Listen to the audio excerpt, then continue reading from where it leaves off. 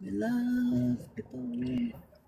Hello, everybody. How are you Hello, beautiful people Smarshy. doing today? Jenna, if you'd like to come up, just, I gotta. Um, I had a I had a friend who I haven't heard from in years, and he was down on his luck, and he had asked me. He goes, "I really, really would like a coffee and a bagel."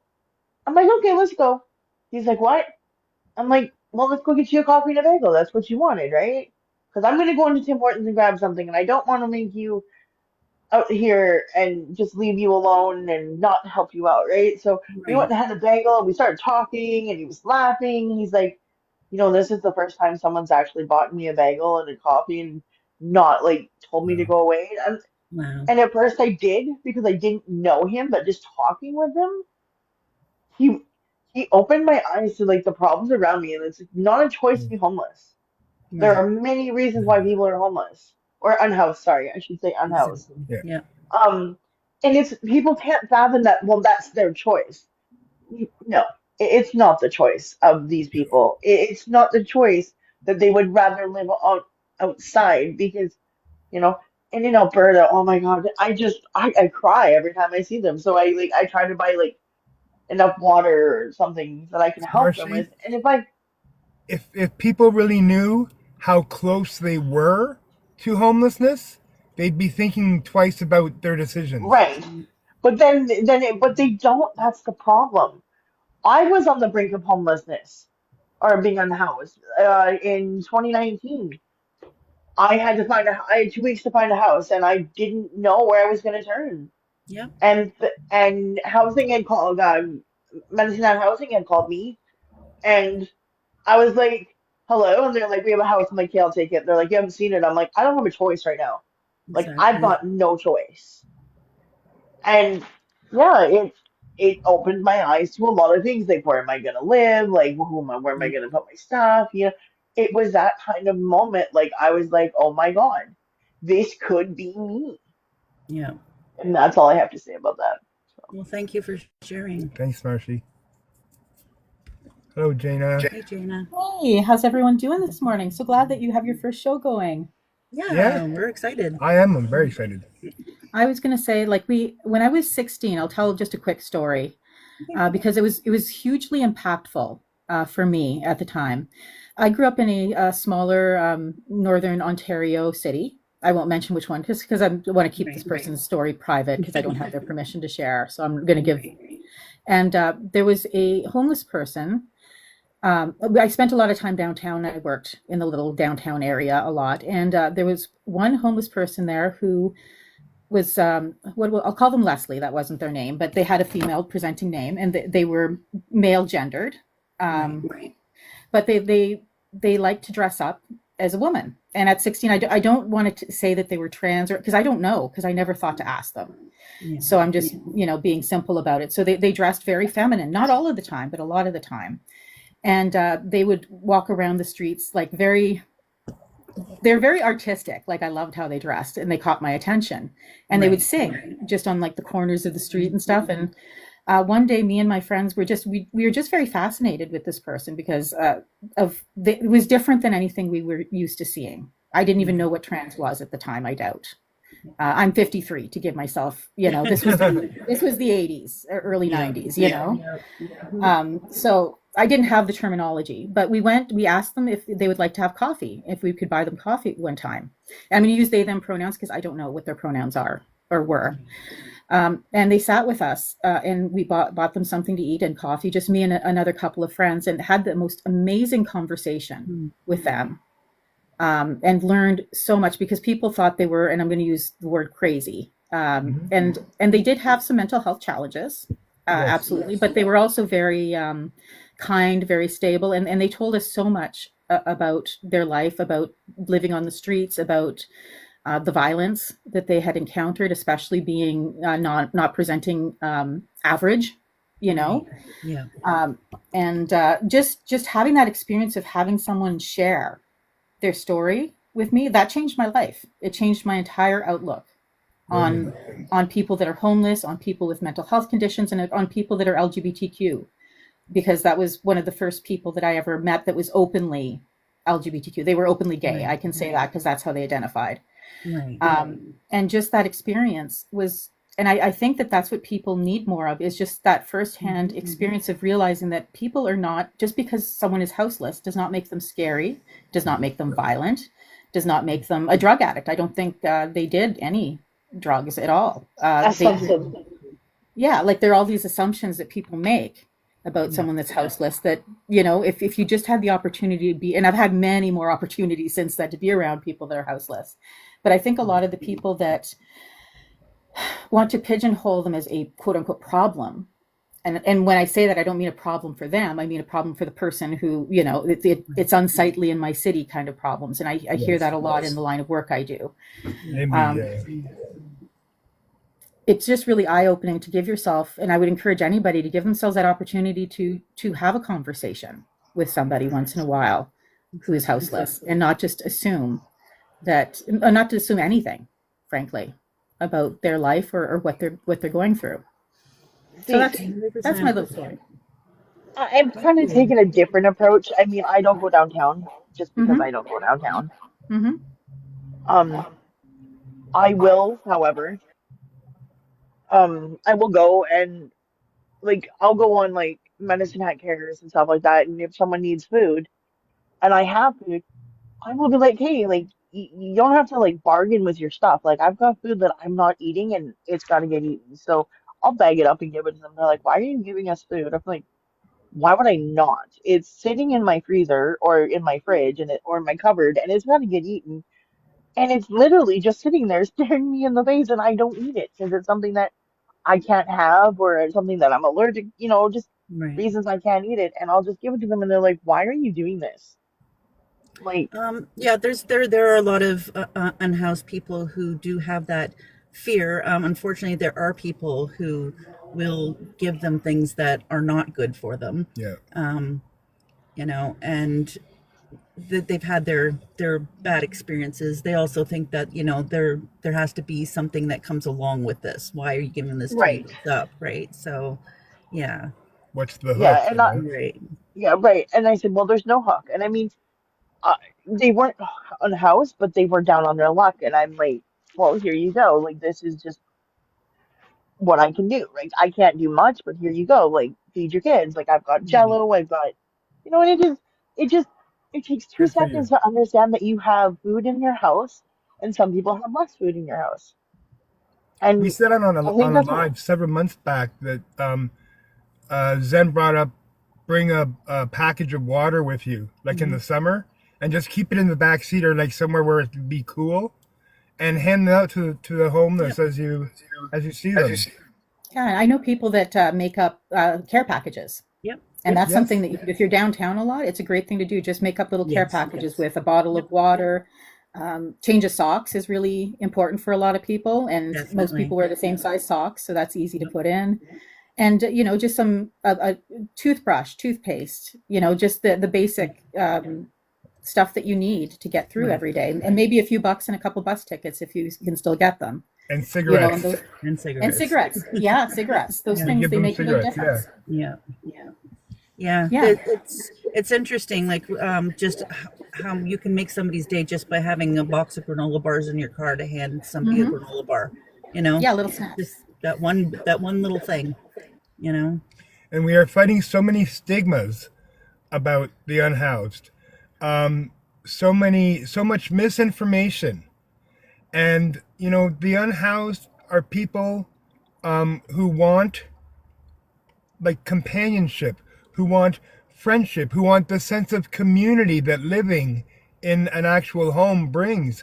They want all these things. Yeah. This is why they are a very tight-knit community. If you can ask someone, you know, downtown about someone way down by Fairview Mall, and they'll know the person. That's how friendly they are. They have their meshed network. Yes, I would suggest, you know, if you ever get a chance, stop and say hello to. yeah. To an That's why unhoused. there is a lot of encampments, because there's a lot of people who do not want to go in the shelters because they know they're going to be separated from their partner or their friends. So yeah, they And like they've that also sense been of robbed. community. and Yes. assaulted. It Yeah. happens. Like they try to be as safe as they can, but these things do happen in the Yes. shelters, and it can make it a scary Definitely. experience. Yep. I'm curious, do you guys live in Alberta or We're in Ontario. Ontario? Yep. In Alberta, in Edmonton, we have something called the Crisis Diversion Team, Hmm. which is really cool. Are you familiar with it at all? I just got familiar with it. Yeah. Just Did recently you? And somebody it's mentioned it. Yeah. Yeah, and I know someone who works on it, and they do amazing work. And their whole thing is about building relationships with the houseless community Right. first, and making them like they dress down, to make people comfortable.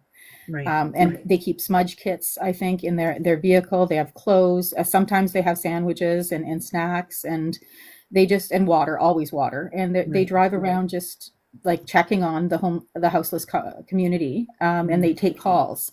So if you see someone houseless in Edmonton and you have concerns about them, you just call 211, Right. and they will dispatch the team to go check on them. So Awesome. Right. yeah, and it's about five. They run 24 hours a day, and they've got about five or six vans now That's to awesome. do this. So Yeah. just spreading that idea out. If you live in other cities, like this is Yep. something that really should catch on, because one, transportation is a major barrier for houseless people, Yes. and a lot of times they get charged if they go on transit without tickets, and they just can't risk it because they can't pay for it. You don't want to end up in Yes. jail over a transit ticket, you know. Yep. So just a very good program that was launched here, and I think they're running something like that in Calgary. What is the program Mm. called? Or not Access 24/7, 24/7 Crisis Diversion Team. Crisis Okay, thank diversion. you. Yeah. Yeah, We do have something similar, but it's more of a um,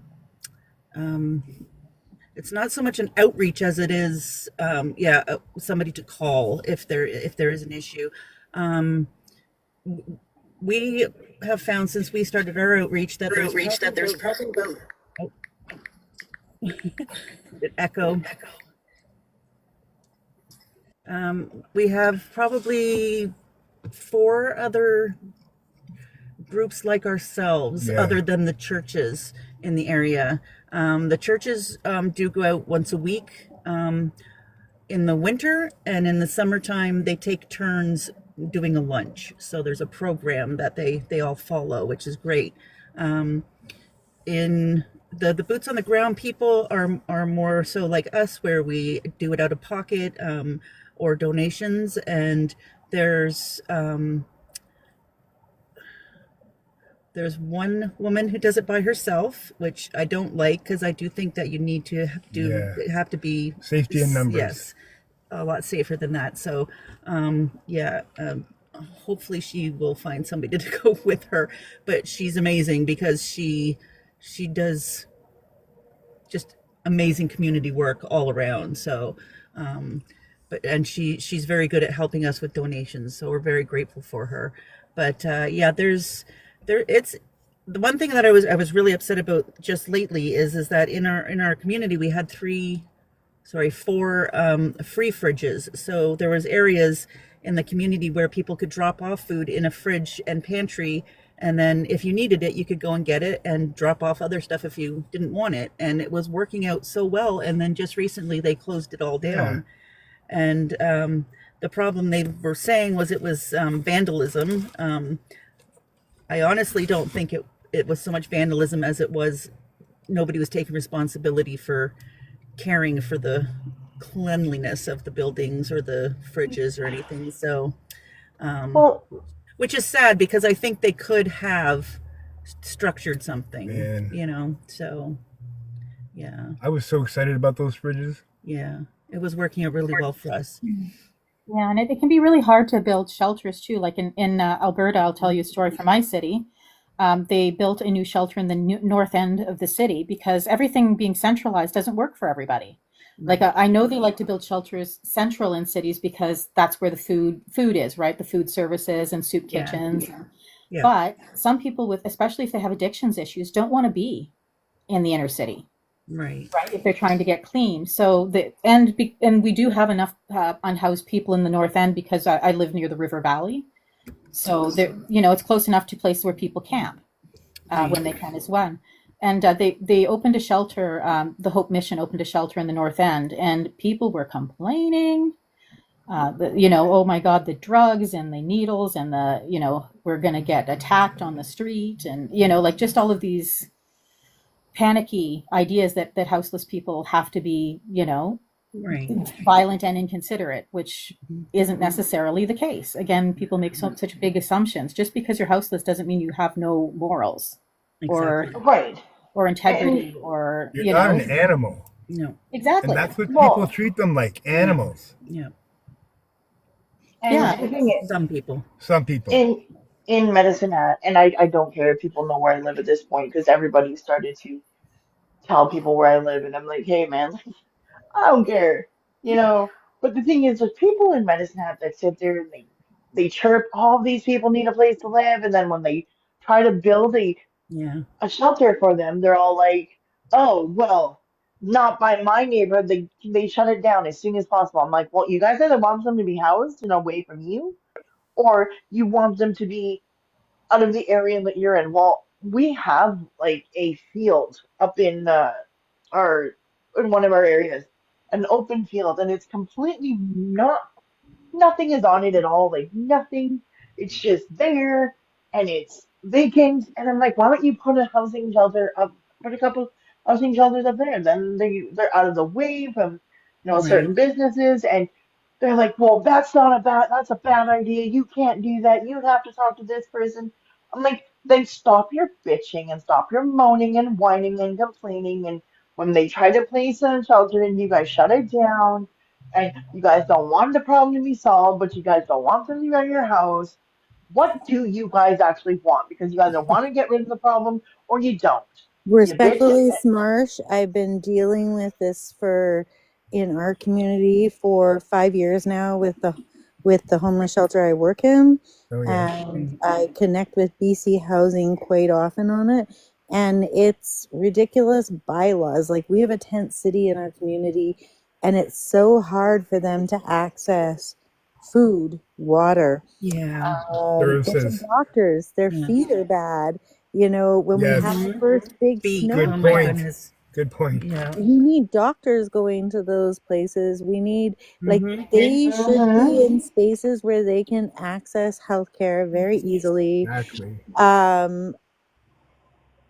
I feel like because they're so vulnerable, they get targeted often. So one of the things I noticed in town here are there are a few people that they'll call themselves landlords, and they will rent rooms out supposedly to people. And those people give up their rooms at the homeless shelter, give up their rent that they are paid save for, and didn't sign a contract. And 2 days later, they're kicked out of the house, and they never even had a key. What?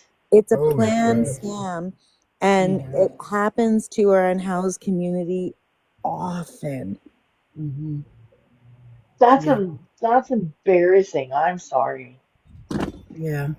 Oh my God, that makes my skin crawl. That is just not okay. It's Well, something we need to work on when we're talking about our unhoused right. community. We've worked really hard, I think, as humans, trying to reach out to them and connect with them, and like, we're here for you, and here's how we can help you. But I saw big standouts, at the shelter. I'd watch these people with $100,000 motorhomes driving by going, gee, Yeah. looks sad. What can we do on our way to vacation? And it was like, Yeah. I think you and I both know what you can do. Right. Yeah. I think something we've always tried to advocate for in our area is the transition housing. Yeah. The landlord, owner, whoever, will receive rent through government assistance, and there would be at least 4 to 5 people sharing a house.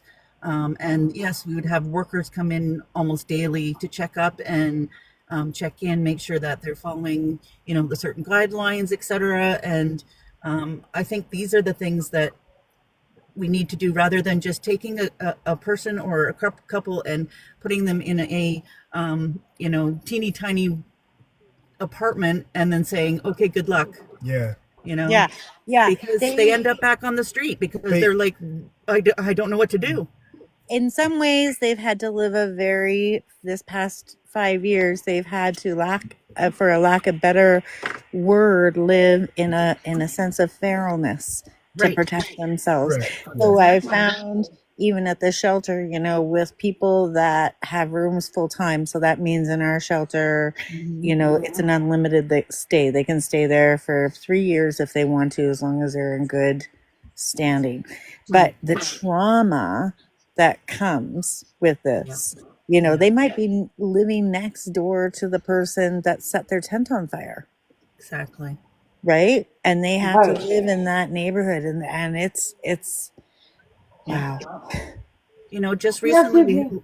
we had a person that we talked to almost on a daily basis, and she had just gotten a phone, and she was so excited because she could contact her children, and her children are grown now, but they haven't been able to talk for like 2 years, and her oldest just had a baby, so she was so excited, and of course next day somebody steals her phone, Like, and What? yeah, and this is the thing, it's daily though, right? Like every day somebody's stealing something from them. And I mean, as soon as they have it, they're a target. Just one person Exactly. has to see it, Exactly. and they're going for a walk, or they're being manipulated, or somebody has I'll just use it for 1 second. Who doesn't want to help somebody in their community? Right. And it's gone. I saw a senior beat the smack out of because she had a cell phone that she wouldn't give up. Like there's no rules. No. Right. And that's it's and that's also, it's one of those things where I tell people, when you donate to them as well, don't think that they're going to use it, because there are many people who be like, oh, I'm going to give this brand new pair of running shoes to them. I'm like, they may go and sell those running shoes. Just remember that. Like, don't, But maybe that's okay. and Like it's perfectly fine. it's fine. But just so you know, don't expect to go back there tomorrow and go, oh, where's the shoes I gave you? No. They're in survival mode. Exactly. And everything to them is about survival. Yeah. If it doesn't fall under the heading of survival, they probably don't want to hear about it. Exactly. right. And it's just like in Edmonton. I don't know if you guys have seen this. In Edmonton, they're going around with Danielle's permission, of course, because she's a fucking humanitarian of the year, Yeah. and they were slicing people's tents, and they were getting rid of them. Like they were going in and just slicing them and just Holy fuck. destroying these They people's did it in a houses. lot of communities across BC. It was a common practice for a little while. I've noticed in our community the tent slashing has stopped, and I found, like, when this first started coming around, I found the bylaw officers were weaponized against our community. Recently, working with bylaw officers, even the same ones, in fact, maybe just because they've had boots on the ground for a little while, they've grown some feelings, and they've done some really, really good work with our community. So I'm absolutely impressed with that part. Yeah. But that's not Edmonton. I'm talking about BC, to be fair. Yeah. Okay, yeah, They but have the same thing in Edmonton. They also happened moved here, the yeah. encampments. What they do, they've done better in the last couple times, but it's still not optimum. When they move the encampments, at least they give them notice now. Right. But people have nowhere to go. So what good is that notice, really? Like when you have nowhere to move to. And they end up just getting torn down and stuff thrown in dumpsters. Like, and you have to understand, like, these people have collections. They have heaters. They have their tents. They have their coolers. They have sleeping bags and blankets and all of this. Like, you can only get out with what you can carry. So you're losing so much because you can't carry it all in one load. And then you got to start from scratch again. And a lot of these people are people that have had challenges in shelters, or maybe have been banned from shelters for legit reasons. It happens. Yep. And they still need someplace to live. they do, and that's the thing. And at the end of the day, some of these people physically cannot move their stuff. They're in so much pain. We have a woman who has a walker. We have a woman who's on dialysis. it's just unbelievable. It's like there's some people out there that just cannot. If you told them to pack up, Yeah, they wouldn't have any idea how to move all their stuff. bad And we're choice. not even triaging them, right? Like something I've noticed recently is we're getting a lot. So I'm in the Kootenays. So we're getting a lot of people from Alberta coming this way now. And it's seniors, it's young people, it's mental health clients, it's Yeah. nobody is special. They're all starting to flow this way. Yeah. Uh, yeah, and because they need it, and it's really scary Are in you the city. guys prepared for that? Um, Sure. so right now what we've done is I'll speak to two clients. I just prompted them gently that to get an address in BC. So Okay. just Yeah. like you can stay here, but right now it looks like you're shelter hopping, and Mhm. people are against that, and I don't want to see your supports um, changed in any sort of way. So what I did for them is we found another smaller community where the rent was actually affordable to them. Oh, okay. Got them set up in that community. That housing didn't always stay in place for them, but the nice place is now they had a BC address. So Right. so the BC supports can start coming into them without judgment of leaving Alberta. Yeah. So that's And kind of how we got around that with certain people. I don't think we can emphasize how important the services are to the unhoused, and they have to live within proximity of their resources, right? Right. Of the services. Talk about the fella in Toronto. What an amazing young guy. I think he's maybe in his mid 20s, and he made all of these little trailers attached to bicycles, Oh and Yes. yeah, Yes.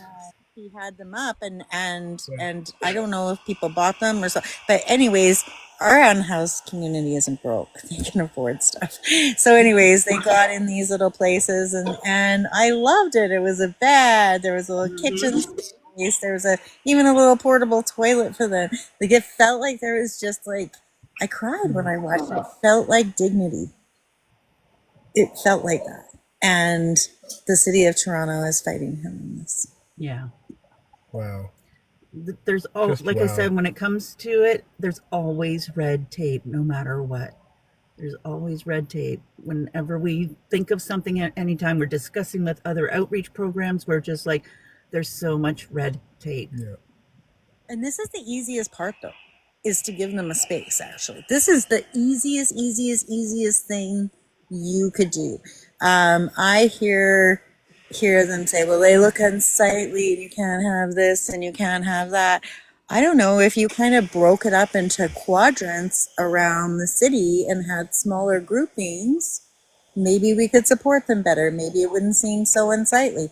I don't need parks everywhere and pretty things when people are falling apart around me. That's a really good point, Mrs. Radical. Yeah. Like maybe I need them to have a making better space. use of some spaces. Yeah. Yeah. And what gets me too is the amount of people who are trained, often in trades. So this is just another reason for us to get them into housing transition, Yeah. whatever it is, and get them working again, because we know in work they're going to build their self-esteem. And I know, we've met So one many guy who did tradespeople. concrete, Yeah. you know, Somebody who does tiling. There was somebody that did windshields on cars. Like, there's just yeah. so many. Like, I'm just like, oh, The you guys, talent pool is amazing. oh, incredible. We just need to give them the chance to come back. You know, they got lost for a bit. Yeah. I mean, if they want to come back. Sorry, our new guest, Marion, I think it is. Would you like to say something?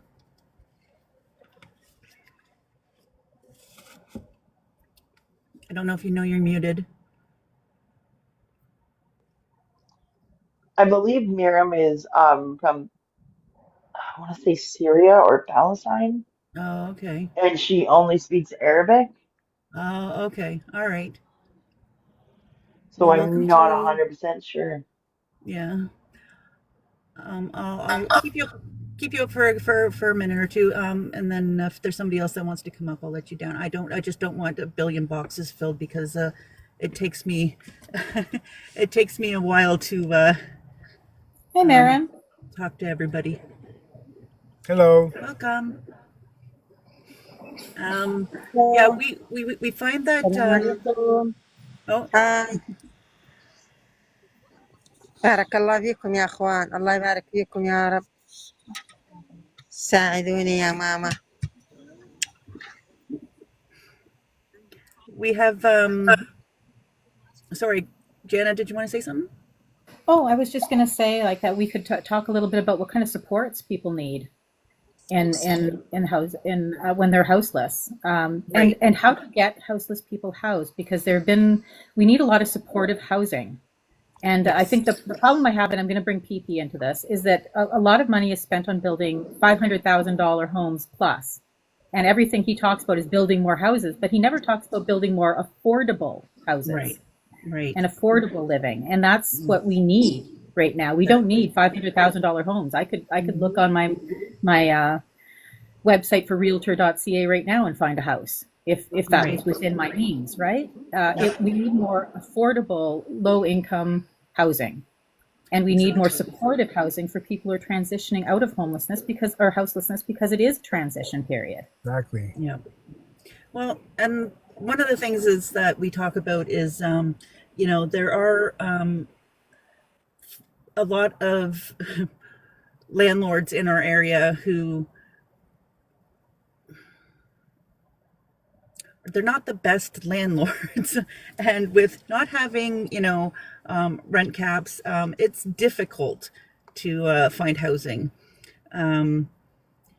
We do have some, because we have a lot of houses, especially in this time of year on right now, because the university has a lot of houses where the kids go home for the summer, so the rooms are available, and they do rent out to the unhoused. But again, it's still very difficult because they will rent the room. They will, their checks will go to the landlord, but they won't even live in the place. They'll still be back out on the street.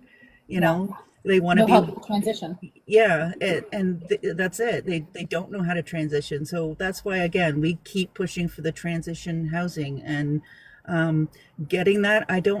We really are struggling as to how to again, a red tape and See, government we had someone that we used to help. the cutie. Her name was Crystal, and she must have spent a decade on the streets. She got into housing. 6 days later, she passed away from an overdose. Yeah. We have to keep up our vigilance to show the people, because like I said before, they got lost. Yeah. I had a couple clients now. They get into housing and it's like, okay, they're good. Well, no, they're not. They are so overwhelmed. Now they've got a lot of time. They're lonely. These people, like, loneliness and depression is a huge part of it. So then we drop them in a box and we walk away and we isolate them. Yeah. And that's how, and I see them, even the ones, like I said, that are going in those full-time rooms. I still need to support them. I still need to check their rooms and say, how's your plumbing working? How are you feeling today? What's the plan for the day? Oh, are you looking forward to your grandkids coming? Whatever it is. Yeah. Right? They need that friendly face. And when they're in our long-term rooms, we don't even ask them about cooking. We still provide the food for them. Right. We're like, you're in a long-term room. You've got enough to worry about. You've had to go through all of these things. Let us help you. That's awesome. And make a little bit of food and make a little space for them to do what I want. But the hard part is because we're in one of those old travel lodges, they don't allow people to keep community. Right. So you're in a hotel, you're not allowed to have guests come to your room. You're not allowed to go out and socialize with the company unless you're off property because they think that you might be drug dealing or wrong Yeah. word. Sorry. Might be exchanging things that are inappropriate. So Yeah. there's that depression piece crawling back on Yeah. you, right? Hmm. Because you have no one to hang with. You can't have somebody in your space. You're being Exactly. treated like somebody that you might not be that somebody. Exactly. That's right. You And then know, we get to play as pets. A lot of people don't realize a lot of people that become houseless have pets with them. Hmm. And that can be a huge barrier because a lot of the housing, especially temporary housing, doesn't allow for animals, but people are so understandably attached to their pets. Like that's their Of life. course. I've Yes. had to Their turn children. away people with animals too, and that Yeah. was really hard. And it's heartbreaking. And there are programs in Alberta, at least, for people who are leaving domestic violence for somewhere to house their pets temporarily while they get Oh back on their yeah. feet. But we Right. need a program like that for the houseless as well, so that they can know their pets are Exactly. safe and waiting for them when they Hmm. get, through the whole process and get their own One place. of the worst terms I've heard, oh, sorry. One of the worst terms I've heard in our community of the unhoused is unhousable. Mm. These people are I don't believe way that. What? they're unhousable. And I've heard that term, and it basically, to me, it means that they've just kind of given up with that Yeah, client. that's what it sounds And like. Hmm. I'd love it if we got to a point where we had just a guaranteed beds for people like that, whether they show up or not. Right. Well, Yeah. exactly. We need more Um, options for everybody. and that's we. So we have a few. Well, we have two main shelters in our area. One of them, which we've been lucky enough to work with, and they're a great shelter as far as they are really good at transitioning people. They have that in within the shelter. They've given them somebody to go sit down and work on the computer with, and look at different places to And the rent. staff And cares. The they staff came they up to talk to us. they're wonderful. And then the other shelter, like, we can't even go in to see. It's just, to me, it just feels like a bunch of people in a bunch of boxes. That's what it feels like. It's all kind of gated off, and it worries me because I think just yet that there's probably a lot of rugs, there's a lot of fighting, there's a lot of things happening in there that shouldn't be happening. um, so there's I like the community aspect of things with the other shelter. Like, I like how they're when we come by, they're thankful that we're there. They don't, shoo us away and say no, we have enough clothes for them, or they welcome us. And we have people come out and they say, you know what, I'm so glad you're here. I missed dinner tonight, and I wouldn't have had anything to eat if it wasn't for you guys. There's people who we try to keep track of things. Okay, we know these guys are here for the last 3 months, or for the next 3 months, and he's a size whatever. Write it down. Okay, we can look for size 10 shoes. We can look for, so I know that the shelter is providing them with certain things, but that little bit of extra, they're like, okay, yeah, no, go for it. Like, come on by. Like, it's great that they allow the community to do that. Yeah, and that's something I want to mention too is donate to your like if you haven't got money to give to your shelters, Yeah. clothes are always needed, and a lot of people just drop them off at like Value Village, who actually makes money off of it, rather than bringing them straight to the shelter where they're just going to be distributed. Yeah. So when my husband passed away, I brought all of I probably would have seen hundreds of people with his cargo pants downtown. 'Cause I donated so many pairs. He had a huge collection of cargo pants and T-shirts. Yeah. So they all went right to the Hope Mission because they just distribute, they wash, distribute, and and that's a better use of your clothing than giving them to someone who's going to resell them or sell them. A lot of the Absolutely. donation boxes they sell internationally. A lot of people don't realize that they send them Wow. to other countries and such to sell. I I'm not, just yeah. want to chime in on that piece for a second, Jenna. That's so awesome that you do that because it's absolutely necessary. Just ask people to consider being mindful and donating seasonally appropriate Yes. clothing. Because I found I got bogged down a lot with somebody gave me like a triple plus, whole wardrobe. Well, that's something bogged down in my community. Ain't nobody triple plus size. It's just Yes. not going to happen. That's 3 pairs of pants for one individual right there. Right. But I don't want to get rid of it because I'm hoping that one person walks away. And it's kind of like, basically, it's like this. My clothing room is also my emergency holding room for people that can't carry bags with them. So if they can't go to a doctor's appointment, I'm going to hide their bags in there so nobody steals it, right? If they've left their room and they didn't come back that night, then I hide their stuff there so it doesn't go in the garbage.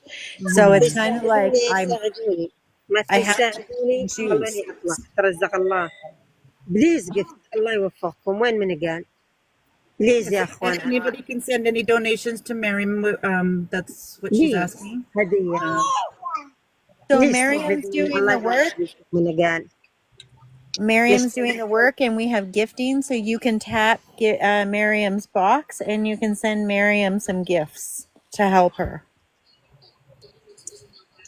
If everybody wants to, tapping is clapping, and sharing is caring, and we'd love to try to support others. Especially in times like the weird times we're living in now. Exactly. Yes, and like I said, I apologize. Our first live, and I don't have the goals and the stuff up there for us, but we'll figure that out next time. Thanks to Happy, he'll teach me how to do all that stuff. And yeah, tapping is clapping, sharing is caring. We have, I was going to say, SAR. If you want to come up, just tap the guest box if you want to come up and talk.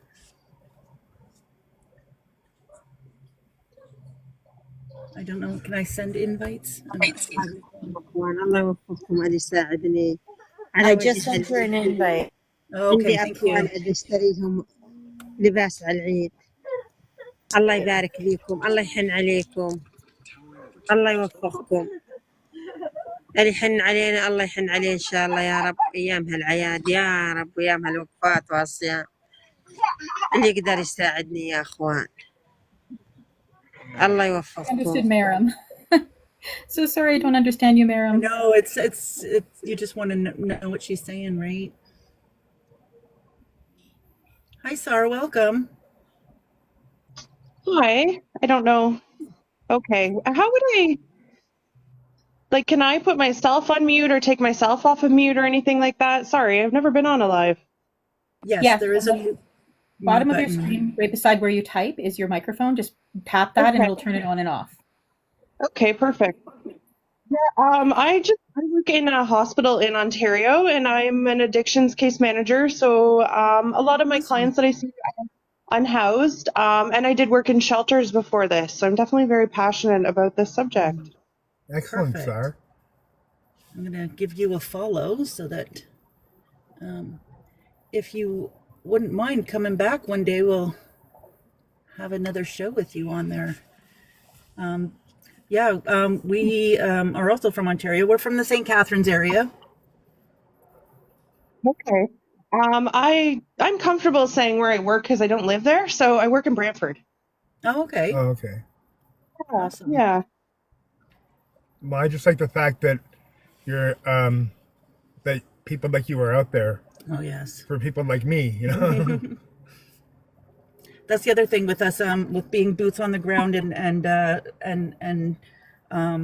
both Urban and I have past experiences in Urban with addiction. So when we're out there and there's people, we start chatting and they find out that Urban's been in recovery for so many years, and they're like, "How'd you do it?" And they just start talking. It's amazing.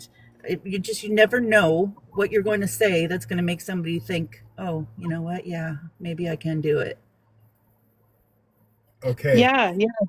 That conversation that gets you, even just thinking about change is so important. Seeing that other people have done it, right, and that there's hope that you could do it too. I think peer support is one of the most important aspects with substance use, really. Sure is. I agree. I totally agree.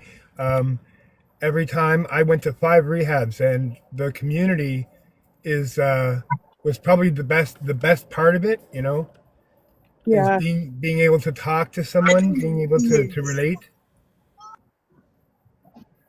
Yeah, that's the first kind of information I give people that I see in the hospital actually is the one support group that I know about, and before I even talk about just counseling and stuff, right? Is like, even if you're not open to make any changes right now, like, here's some peer support. Yeah, Um, I don't.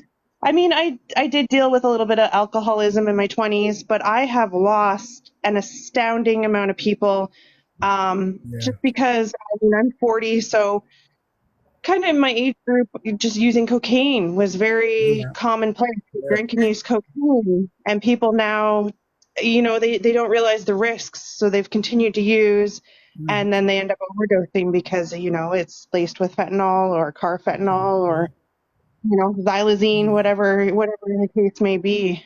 Yeah. Insert drug here. Yeah. And we have to be careful of our Oh, words. our word. Yes. Sorry. Rugs. Yeah. Insert rug here.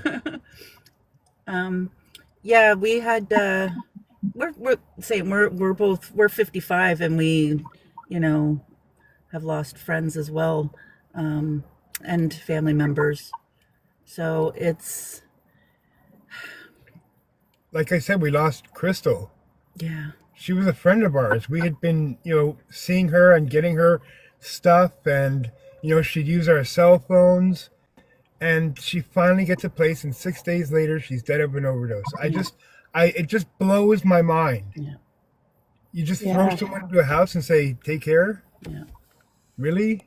That's what they do, and it's the same thing with releasing people when they get it's a problem I've seen when people get out of jail, and a lot of yeah, houseless people do end up incarcerated for one reason or another. And when you get out of jail, there's like zero supports. They give you a bus ticket and a couple bucks, and you're on your own.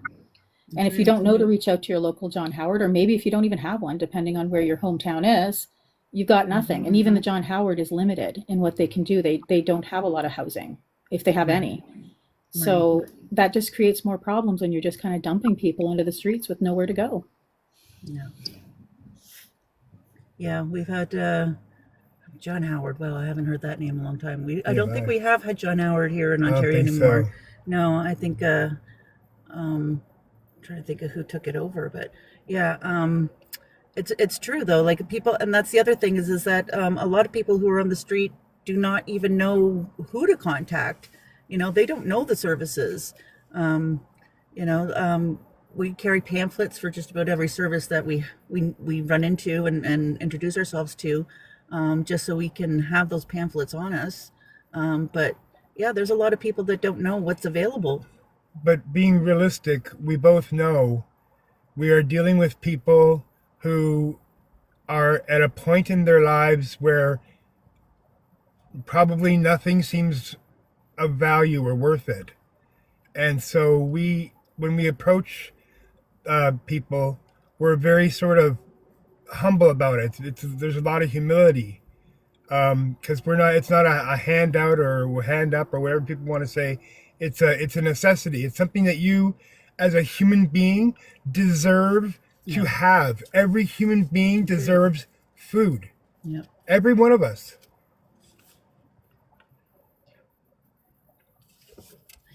People would. I'm a big proponent of the universal income, which I know is something that a lot of Yes. people don't really understand, that it really would help because it would simplify. We wouldn't need as many programs as we have. It would simplify and consolidate.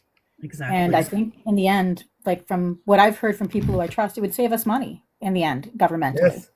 if we just did a universal income. And would not end homelessness, but it would, or houselessness, but it would certainly have an impact on it. It definitely would. We are all for it as well. Oh yeah. Yeah. Yeah. I'm hoping it becomes an election, sort of standpoint. Topic. Yeah, I hope so. Me too. Me too. Mhm. Yeah. The we we're a liberal city. We have we've had our struggles with the government, and again, I think we were all going through it at about the same time with destroying of the tents and Man. the cities. We just the NIMBY thing is a huge deal. We have a lot of areas around us that are trying to gentrify and are feeling that they just can't do it because the homeless are in that area. And it's just so difficult. We have another planned site for another shelter. It was right across from the hospital, and then people said, no, we can't put it there because then it's too far away from other services. Because downtown was where, you know, they would go for their checks and etc. So it's you know, they're spending so much time trying to decide on where to put places and how to help, but nothing's being done in the meantime. You know, I'm like, they need stuff now, not a year from now. Yeah. And it's like we've just gotten through the winter, and I think we did pretty good this year, but we lose houseless people every year in the winter Every year. to frostbite and hypothermia Yep. and infections caused by frostbite, etc. Like it's a real problem. In a G7 country. Yeah. In a Yes. G7 country. Yeah.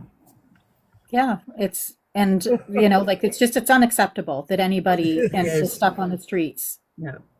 They're in this humans. kind of They weather. deserve better.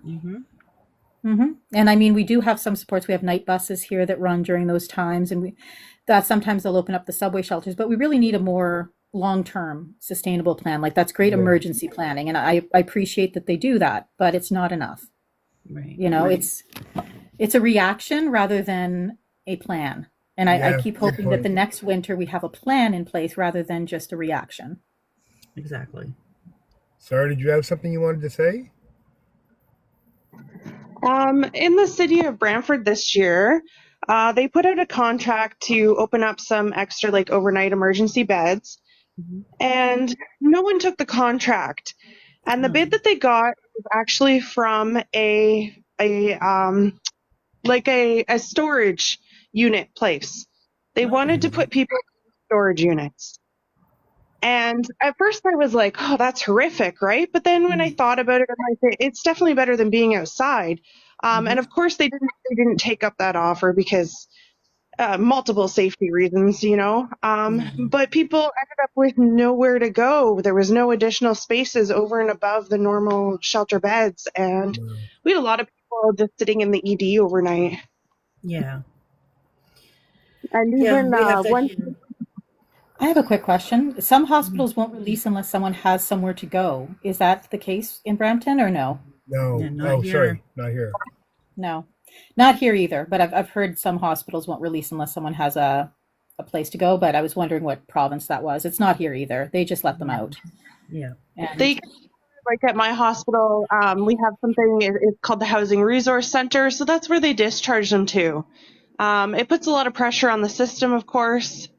I just had a client that I got into housing, and they had a serious surgery and they were trying to discharge them 2 weeks later. I did a lot of advocacy to have the person kept in the hospital actually for 2 months after that point. And then I've got this client into housing. Honestly, I almost I risked my job. I got in trouble because I stood up to the city. And the person got on like the special priority list, which is where they should have been. Severe disability, leaving them very vulnerable. And now just got into an apartment on Friday that is subsidized. But my next fear is, so my position, I'm supposed to be working with people who are dealing with substance use directly. This person has now abstained for 5 months. So I'm afraid they're going to pull me away from working with this person, but they need it. They need support more than ever right now. Right. You know, you brought up a good point about the advocacy. Zen and I push a lot for advocacy because it's understandable that most of the unhoused, they know what they need, but they don't know how to tell someone. And that's I think part and parcel to the addiction, because they're addicts. They need their drug, which is, I just want to go offside. Those what are they called? Safe injection sites. We should have them all over. please write an email to your MP and your MPP and ask for safe injection sites. We That's need another them. problem we have with safe inject. People are fighting safe injection sites. Yeah, but we do need to have It another. happens here. They want to, like Daniel Smith, I think, wants to shut them down. So does Ford, Yeah, and yeah, we'll probably do a live on that too, because yeah, there's a lot we need to talk about on it's that. yeah, it's its own topic for sure, and Yeah, we definitely need the safe injection sites save lives, and they keep a lot of those needles off the street because people have somewhere to go. exactly. So And you're yeah. the people are being watched, so if they overdose by mistake, or like, it's Yeah, just, there's nothing that anyone could say is bad, but then NIMBY, not in my backyard, that gets in the way, and no Hmm. one wants these quote unquote problems in their neighborhood, and and they're even human. some of the safe injection sites here will also have like clothing and food and Hmm. and they have other services Community. within the building, like they do help with a lot of different things. Yeah, and they help build community within Exactly. those, and more, what's the word I'm looking for? Support, more emotional support, because you meet other people who are going through the same journey as Yep. you. Exactly. And everyone needs emotional support. Everyone, if you're a human, you need that kind of support. Yep. And I'm hopeful people will be mindful of that the support, and that support can be just a hey, hello, how you doing, or just even looking at them, Smiling. smiling, because people put their heads down when they walk by them, like, Yeah. Let them know they're valid. these are I have people. that, which is, yeah, like just treat them like you would treat anyone else. If they're looking at you, look at them, smile, nod, say hello, just treat them like a Exactly. normal freaking human being, because that's what they are, deserving of your respect and your attention. We've talked to so many people on the street who have said, I just wish people would say, have a nice day. Yeah, I don't need your money. yeah. I just want you to say, have a nice day. Of course, they need money, but you know what I mean? If I'm standing beside you They at a will. light, Yeah. look at me and Just say, smile. how's your day going? Smile. Smile. Like, that's all they want, Yeah. or need, I should say.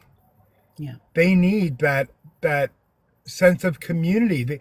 That is how we're going to solve the problem, is by accepting these people for what they are and who they are, and seeing if we can get them some help. Maybe they don't want the help now. Maybe they'll want it later. That's not our decision, but we have to make sure it's there. Exactly. It's, and what kind of help do they need? Because you've got to start somewhere, and maybe the help they need for that day is just something to eat. Like the basic needs. Touch on basic needs. If you don't want to give money because you're scared it's going to get used for something else, personally, I don't. This may be controversial, but I'm not sure I care within a small amount of money, because that's something that they do, their body does need, because it's an addiction.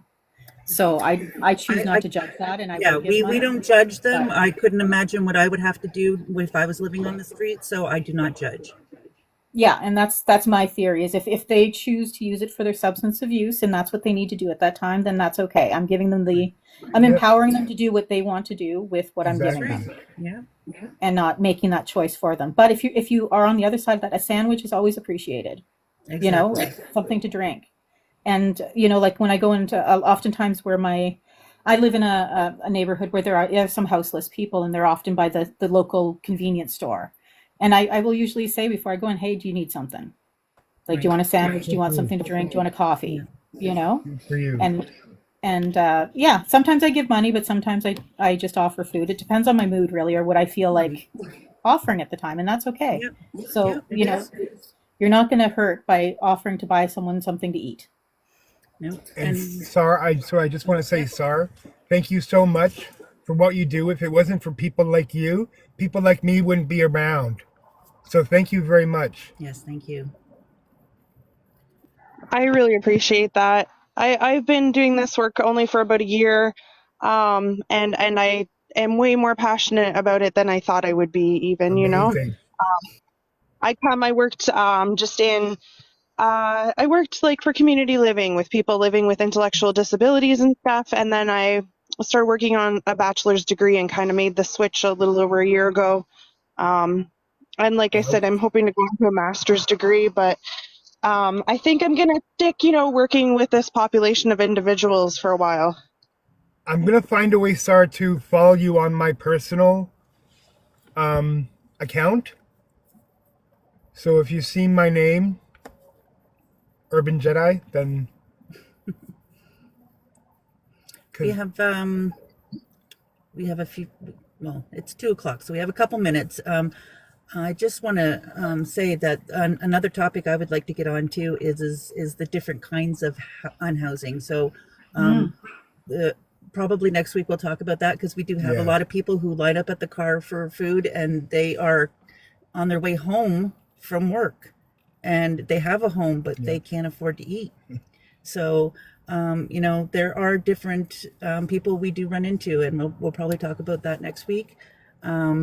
But I did want to say thank you to everybody, and again, I apologize for not having the the gifts up there as goals. the goals. I will figure that out next week.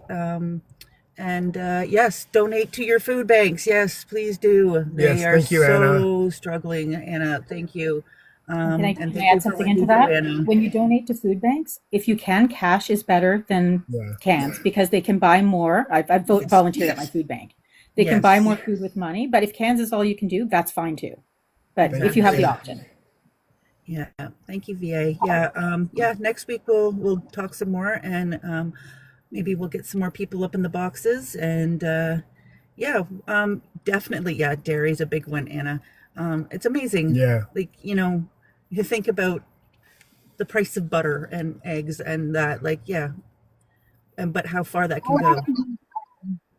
I have to eat gluten-free, so that's something that I always do is gluten-free goods. Yeah. Yep.